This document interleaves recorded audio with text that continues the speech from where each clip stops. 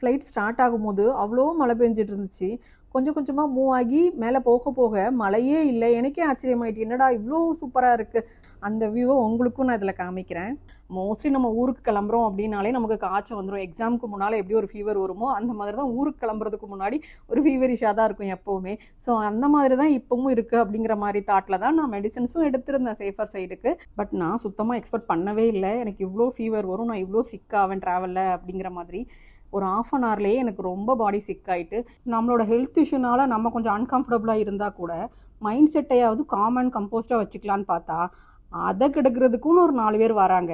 Social media open பண்ணால் தான் அந்த செலிப்ரிட்டி கொசு தொல்லைகள்லாம் தாங்க முடியலன்னு பார்த்தா நிஜத்துலேயும் தாங்க முடியல.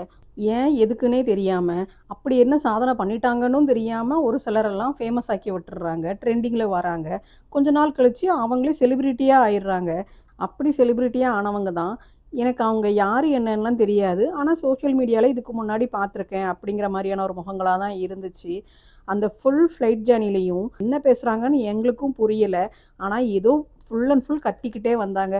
அது ஒரு அட்டென்ஷன் சீக்கிங் ஆக்டிவிட்டி மாதிரி தான் இருந்துச்சு. எல்லாரோட கவனமும் அவங்க பக்கம் தான் இருக்கணும் அப்படிங்கிற மாதிரியான ஒரு ஆக்டிவிட்டியை தான் அவங்க லாஸ்ட் வரைக்கும் பண்ணிக்கிட்டே இருந்தாங்க. கொஞ்சம் அன்கம்ஃபர்டபுளாக தான் இருந்துச்சு.